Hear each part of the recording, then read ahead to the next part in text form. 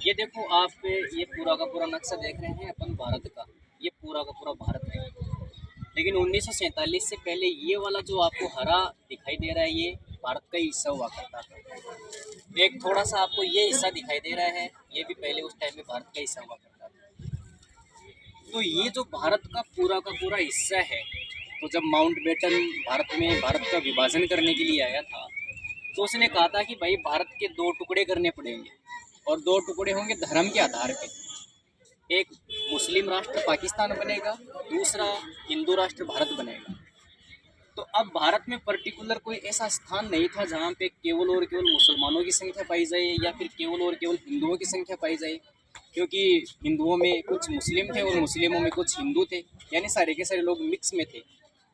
Mountbatten ये जो जवाहरलाल नेहरू और इसके साथ साथ सरदार वल्लभ भाई पटेल, इन्होंने निश्चय किया कि भाई ये वाला जो पूरा का पूरा हिस्सा है जिसको अपन अभी प्रेजेंट टाइम में पश्चिमी पाकिस्तान के नाम से जानते हैं, ये वाला जो आपको हरा हरा दिखाई दे रहा है, ये जो हिस्सा है इसमें मुसलमानों की संख्या ज़्यादा है। अर्थात इसमें 80% मुसलमान आपको देखने को मिलेंगे और 20% लोग आपको जो है वो हिंदू देखने को मिलेंगे। फिर ये वाला जो हिस्सा था वो भी भारत का ही था। तो यहाँ पे 80% संख्या मुसलमानों की थी और 20% संख्या हिंदुओं की थी। तो ये आप यहाँ से लेकर यहाँ तक जो आप दूरी दिखाई दे रही है, आप यहाँ पे थोड़ा सा नोटिस करें, ये देखो 1300 किलोमीटर लिखा हुआ है। यानी पाकिस्तान और जो बांग्लादेश की वर्तमान समय में ढाका है, इसके बीच में जो डिस्टेंस है, ये जो दूरी है, वो लगभग 1300 किलोमीटर मानी जाती है। अब ये बांग्लादेश पहले कोई देश नहीं था, यानी पूर्वी पाकिस्तान वाला ये हिस्सा हो गया भारत का, और भारत का जो पश्चिमी हिस्सा था वो ये वाला हिस्सा हो गया। धर्म के आधार पे दोनों देशों को क्या कर दिया गया, अलग कर दिया। एक भारत बना और एक पाकिस्तान बना। पाकिस्तान के दो हिस्से हैं, एक पश्चिमी पाकिस्तान है और एक पूर्वी पाकिस्तान है।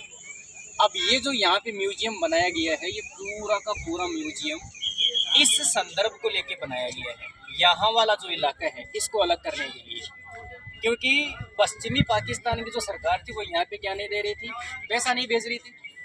यहाँ की जनता बेरोजगार थी, गरीब थी, अशिक्षित थी। तो यहाँ पे क्या हुआ कि यहाँ की जो जनता वो पूरी की पूरी भारत में आने लग गई, और जब पूरी की पूरी जनता जो है वो भारत में आएगी, धीरे धीरे तो भारत की जनसंख्या बढ़ेगी। इस टाइम में भारत की प्रधानमंत्री कौन थी, इंदिरा गांधी थी यहाँ पे। अब क्या हुआ कि पाकिस्तान की सरकार के ऊपर दबाव डाला कि भाई आप इन लोगों को रोकिए। तो पाकिस्तान की सरकार ने इन लोगों को रोकने से क्या कर दिया, मना कर दिया। अचानक के पाकिस्तान की सरकार ने क्या किया, अपनी सेना को ऑर्डर दिया, और ऑर्डर देके ये जो वाला हिस्सा था, यानी जो अभी प्रेजेंट टाइम में जैसलमेर वाला हिस्सा है, और यहाँ पे जो लोंगे वाला जिस क्षेत्र को अपन जिस नाम से जानते हैं, यहाँ पे पूरी की पूरी पाकिस्तान की सेना इधर आने लग गई। और फिर एक एरिया वाला ये था, तो इधर भी पाकिस्तान की सेना और इधर भी पाकिस्तान की सेना, दोनों तरफ से जब आक्रमण किया, तो यहाँ पे ये जो म्यूजियम बना हुआ है, पाकिस्तान के जो टैंक है वो यहाँ पे रखे हुए हैं। इसके साथ साथ पाकिस्तान की जो बख्तरबंद गाड़ियाँ हैं वो रखी हुई है। पाकिस्तान का जो एयरक्राफ्ट है वो यहाँ पे रखा हुआ है। यानी तमाम चीज़ें लोंगेवाला क्षेत्र में ही सिमट कर रह गई थी। पाकिस्तान के जो लोग थे उनका मानना क्या था, उनको मानना ये था कि लोंगेवाला को जीतेंगे, इसके साथ साथ रामगढ़ को जीतेंगे, इसके साथ साथ जैसलमेर को जीतेंगे। लेकिन उनका सपना यही तक रहा, और भारतीय वायुसेना है और इसके साथ साथ थल सेना है, इन्होंने अपने पराक्रम और साहस के माध्यम से क्या किया, भारत को 1971 की जो लड़ाई थी उसमें सफलता प्राप्त करवाई।